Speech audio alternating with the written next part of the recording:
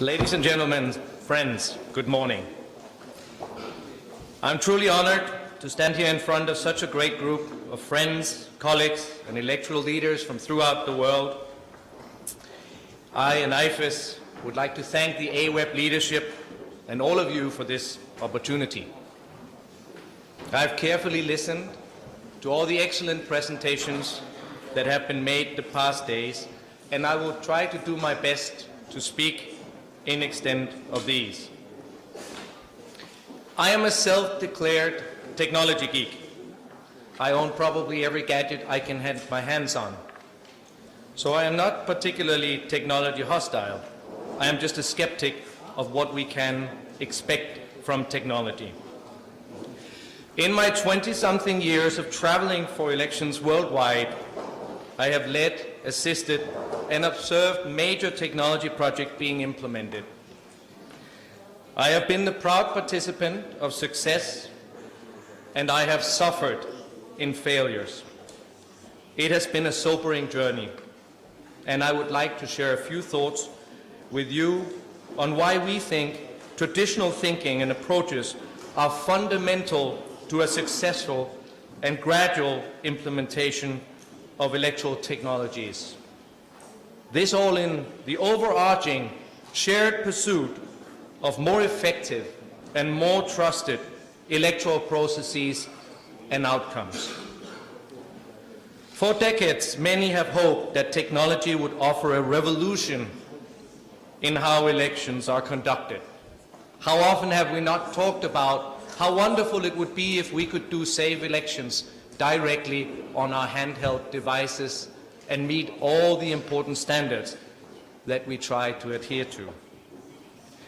Replacing traditional paper-based approaches, it was believed would present a dramatic improvement in voter identification, faster and easier voting and result, higher accuracy, increased transparency, integrity and public trust, and indeed lowered cost. Unfortunately, I believe this promise has yet to be fulfilled. Electoral technologies have proven vulnerable to failure and security breaches, distrust by both contestants and by voters, inflated cost, and to legal challenge. Misperception and suspicion of electoral technology has often proven more damaging than its actual weakness, a fact well exploited by losing candidates, particularly in closely contested, high-stakes elections. Electoral management bodies are under enormous pressure to implement new technologies by politicians, by civil society, by vendors, and by the misperception that progress, being modern, equates to using cutting-edge technology wherever possible. Electoral leaders must resist these pressures and let good judgment and common sense prevail. We at IFES believe that electoral technology can significantly improve the quality of the electoral process if wisely used to augment traditional approaches, not as an immediate and wholesale replacement of such. We believe that both traditional paper-based systems and electronic systems have significant weaknesses and advantages.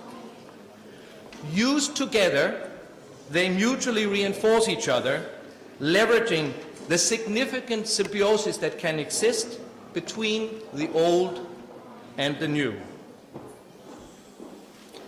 An EMB should be proud to implement, for example, paper balloting, a well-observed manual count, combined with electronic result transmission and tabulation.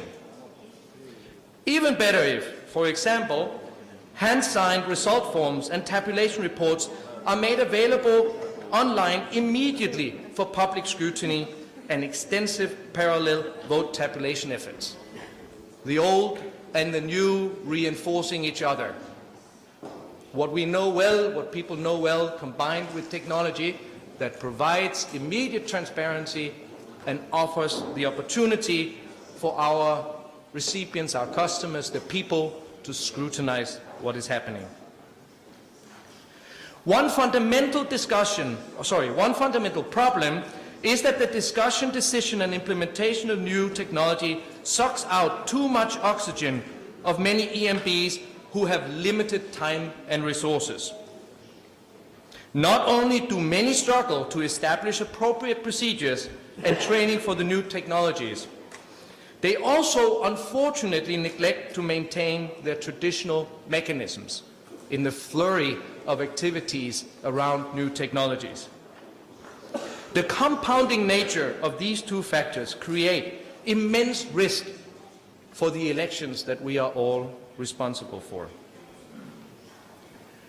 I believe the last 10 years have been sobering when it comes to the opportunities and risks associated with electoral technologies. Now more than ever, we believe that modernization has to be approached carefully. All options available have to be considered, not just a careful examination of all existing technologies, but also the option to create homegrown solutions that perform better in your national context. And, importantly, examine the pros and cons of adopting or strengthening existing and more manual approaches.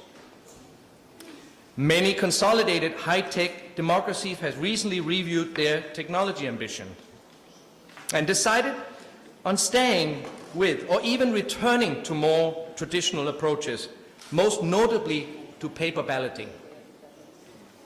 Examples include Norway, Australia, Germany, Denmark, and numerous other nations. What we at IFES advocate for is very simple: solid patient management and excellent leadership when considering modernization, and the role that technology will play within this. When introducing new technology, well-proven traditional aspects must receive particular attention. It took centuries to develop processes and procedures that make the paper-based system transparent and trustworthy. Developing similar procedures for new technology is much more challenging, but we often neglect the importance of this. Aspects of traditional approaches that deserve attention include, as already mentioned by previous speakers, a comprehensive legal and procedural framework that clearly lays out what we are expected to implement and that protect us against the failure that often happen when we try new things. Inclusive and consultative system design and implementation. Make sure all those involved in and affected by the technologies are taken in, that they buy into the process, the decisions, the choices, the colossal procurement associated with many of these. Transparent and auditable paper and digital evidence, I think, is of immense importance, and I think we're going to see that in elections that have just happened and elections of the near future. Training and accountability, two things that I consider brick and mortar of our business, but which unfortunately often is one of the fundamental problems we see with new technology.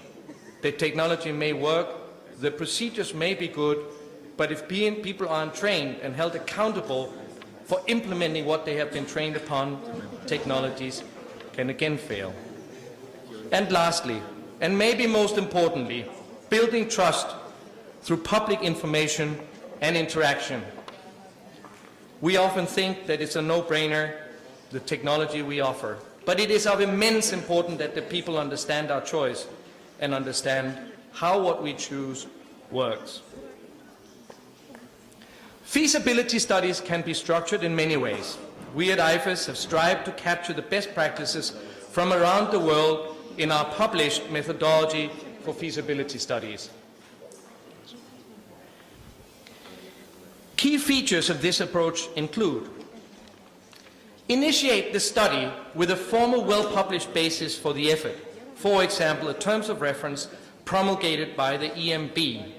Make sure that as you deliberate over your modernization, over your new technologies, that you have a firm basis, the full mandate, and the resources necessary to do so. Convene a well-resourced feasibility study committee with broad membership, including external technology experts, civil society and academia, working in a transparent and consultative manner to build trust around the entire process and especially around the final recommendation. At the outset of such a study, assess the system already in place and the actual cost of this, to have a strong baseline to work from to answer the question, what problem are we trying to solve with new technology? And through this, establishing clear objectives, not just for the study itself, but for your modernization and what it is that you're trying to achieve. In fact, what problems, what challenges is it that you try to face? Identification of all potential methodologies and technologies, followed by analysis of all factors affecting the choice, affecting these different options in front of you. Functionality, security, total cost of ownership, required legal framework, EMB capacity development requirements, training of staff, voter education requirement, and so forth. And now maybe a point that rings particularly in this setting, well-managed and ethic vendor involvement, where all vendors have an equal opportunity to make their case. This can include a vendor fair where external stakeholders, such as contestants, are also invited to see and feel technologies available and again build trust around the process. Towards the end of the study, comprehensive pilot tests of 2 or more technologies in unofficial elections, scrutinizing all aspects of the proposed technology in real life and taking your final decision based on real-life scenarios. In closing, knowing how much information you've been bombarded with these past days, I hope that you may remember these 3 points from my presentation. Electoral technology is not a panacea, but choose such wisely and combine it with sound, proven traditional approaches, you can have a potent solution. Resist pressure from the outside, especially from vendors and from contestants, and the notion of having to be modern. Control the process by tempering it within a mandated, deliberate, transparent, and participatory feasibility study. While much is still to become clear, the situation in Kenya reminds us all in this room of the heavy responsibility that is placed on our shoulders and what immense risk we manage for the peoples we serve. Our thoughts are with our dear colleagues in Kenya as they face this tremendous challenge, and we must do everything we can to assist them in the coming month. Thank you for your immense patience with me, IFES, and I hope that we can be of assistance to many of you in years to come. Thank you.